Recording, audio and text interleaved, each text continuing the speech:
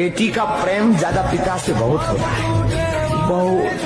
और बाप के लिए बिटिया भी बहुत लाडली होती है, बहुत लाडली होती है। एक घड़ी भाई ताना दे देंगे पर बिटिया नहीं देगी। बिटिया कभी भी पक्ष लेगी तो बाप का देगी, और बाप भी पुत्र का पक्ष नहीं लेंगे। बाप जब भी पक्ष लेगा तो बिटिया का लेगा।